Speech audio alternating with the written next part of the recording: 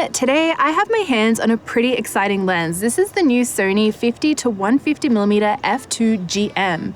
I'm going to be taking this lens out on location to a portrait photo shoot. I have a heap of photo and video examples to share with you all today.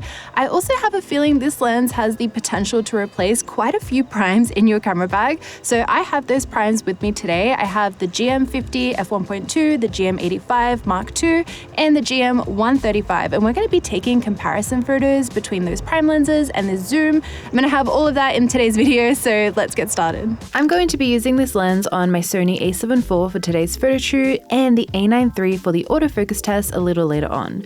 I will be sharing the unedited photos first at 100% crop so you can see the actual quality of this lens, and afterwards the edited version of the photo. I went with my Havana preset for a bit of a filmic look to the final photos.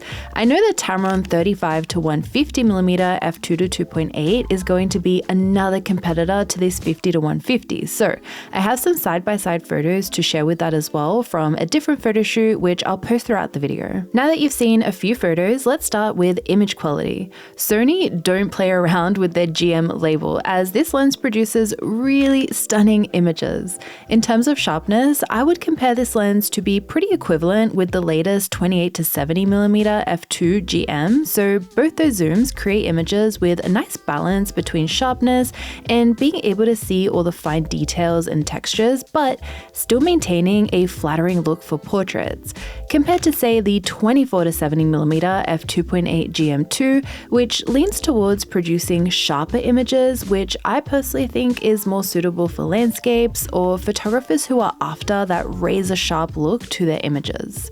The colors straight out of camera are very true to life. Some lenses can lean towards having a slight color shift like warm or cool, but this lens produces neutral photos in balanced lighting.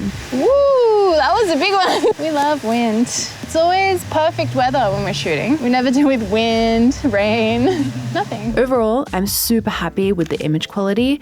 This lens produces really beautiful results. Like I mentioned, I do have some of my prime lenses to compare with this lens, starting off with the 50. So right here, we don't have a lot of space to work with. So I do like that I can zoom out to 50 rather than 70 on like a 70-200. So I'll get a couple of shots here with this one. And we're just gonna be at f2. And now I'm gonna switch over to my 50 GM f1.2, which is one of these, this one. So now I'm on the 50 and I'm gonna shoot at f1.2, which means I can use a much faster shutter speed. And I'm also gonna take a sample photo at f2 for you as well. But yeah, no, that is a really nice spot there. So green. Next up, let's take a look at the build of this lens. Now, I'm not trying to say this lens is light, but considering the size, width, and aperture of this 50-150, it's not actually quite as heavy as it looks. This zoom weighs around 1.3 kilos, and in comparison, the Sony 70-200 f2.8 GM2 weighs about 1 kilo. The original 70-200 2.8 GM weighs around 1.5 kilos, and finally, the Tamron 35-150 f2.2.8 weighs around 1.1 kilos. So from a weight perspective, with the Tamron, you are getting a bit more focal range on the wide end, a slightly lighter lens, but less light on the long end of the lens, since the Tamron has a variable aperture compared to Sony with a constant aperture of f2. One other weight consideration to keep in mind with this lens is the potential for this 50-150 to replace 3 entire GM prime lenses from your camera bag, which I know is going to be on a lot of photographers' minds. So let's take the 3 prime lenses I'm using today, and their combined weight is just under 2.4 kilos, so you could be saving quite a lot on space and weight in your camera bag. Anyway, let's move on. This lens features internal zoom, which is so good to see. It has a focus ring, aperture ring, and zoom ring. There are 3 focus hold buttons, an iris lock switch, an aperture click switch, and an AF to MF switch. This lens also has a full-time DMF switch, a tripod mount on the lens, and it's weather sealed. The only thing missing for me here is a focus limiter switch, which you will find on both the 70-200 GM1 and GM2. I do see this lens being used a lot by wedding photographers, especially paired with the 28-70 f2. It will cover almost all the main focal lengths you need. So when you use these long lenses during a wedding, you will inevitably have people walking in front of you since you are shooting from a far distance. So this is just something to keep in mind. However, while the lens doesn't have this limiter switch, you can still use your camera autofocus options to some extent, such as locked on versus responsive, in a similar way to help you out in these situations. It's important to note for anyone who is wondering, this lens is not compatible with teleconverters. One last thing is this 50-150mm has a filter thread of 95mm, which is the same as the 200-600mm G lens from Sony, if that gives you any indication of how wide this 50-150 is. The lens hood also has a little opening if you're using variable filters so you can easily access them. So in this shot, I think it's a pretty good spot to compare with the 85. I've got the GM2 here. So I'm gonna get a shot. We don't have a marking for 85, so it's just between 70 and 100. All right, so now I'm on the 85 and I'll get the same shot. Got really nice depth here to take a look at actually. 1.4, and I'll do one at f2 as well. Beautiful. Can I get you to stand there where Lydia was? Yeah. That looked really good. This looks amazing. So pretty. Can even like look away, I think would be cool. Yeah, that's so nice. Just like a little environmental shot. This 50-150 f2 makes use of 4 XD linear motors and supports shooting up to 120 FPS on the A9III. You'll be able to see just how fast and snappy this lens is when we take a look at it for video towards the end of this review. Throughout this photo shoot, I'm using human subject AF with a wide focus area to, as usual, make the camera and lens do all the work so we can really see what they're capable of. IAF, as you can see, was super sticky on LED throughout the photo shoot, which led to having a huge amount of photos with critical focus to choose from during the culling process. Please stay there, son. Need to try and get it like in my frame. Oh, there we go. Classic photographer pose. Pretty much every photo I wanted to edit had accurate autofocus, which is always great to see. Like any lens in existence, it's important to keep in mind the autofocus is not perfect.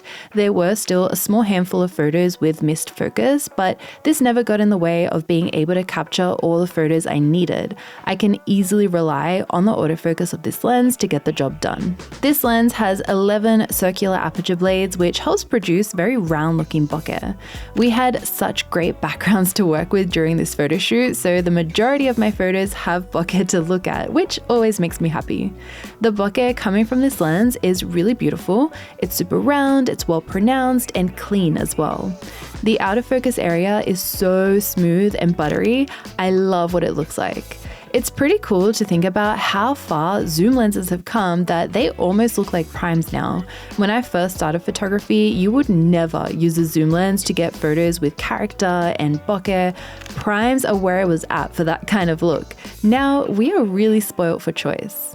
I feel like this is going to be the ultimate comparison that we all want to see, me included. So this is the 135 f1.8 GM. 1.8 and f2, I feel like there's not going to be much of a difference. So I'm going to get this comparison right here where we have a lot of bokeh to take a look at. 139, 137, like a millimeter. 136, come on. Watch me be at 134. 135, okay, we'll take a few here. And now I'm on the 135.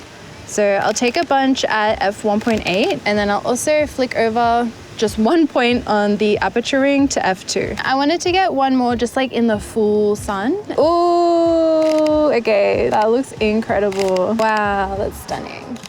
I found the bokeh stayed quite round and only started having straighter edges once really stepped down, and I have 2 sets of examples to share with you. This lens has a minimum focus distance of 40 centimeters on the wide end and 74 centimeters on the long end. Since we had some strong sunlight, I of course had to take some backlit photos as well.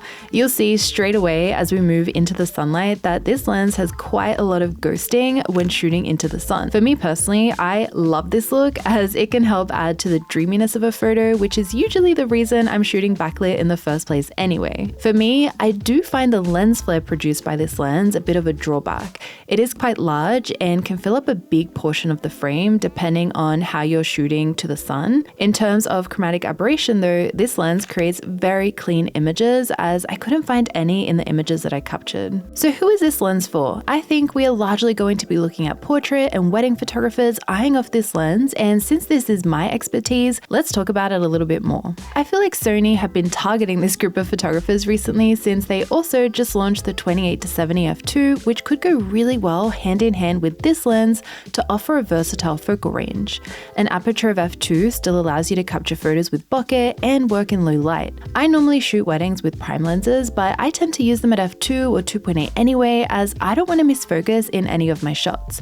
Overall, I do think this zoom could potentially replace the 3' focal lengths it covers, as the image quality, as you saw, is extremely similar. While this lens can of course be used for more genres of photography than just portraits and weddings, there are a couple of reasons I don't think this will be as popular for travel, sports, and wildlife. For a very similar focal range, you'll be saving almost 300 grams by using the 70-200 GM2 for travel.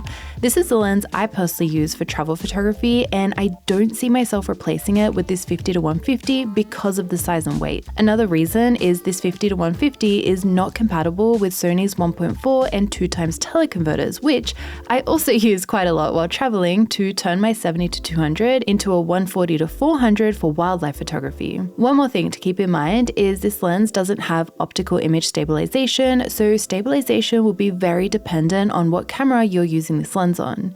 You might have noticed that throughout the photo shoot, I did use some high ISOs to make sure my shutter speed was nice and fast to avoid motion blur when using longer focal lengths. So let me know what you think in the comments. Do you think this lens could be useful for travel, landscape photographers as well, or is it better off just as a portrait and wedding lens? The last thing I want to do is show you the focal range of this lens by just standing in the same spot, and I'm going to get a shot at each of the main focal lengths. So I'm going to start at 50mm and then zoom into 70.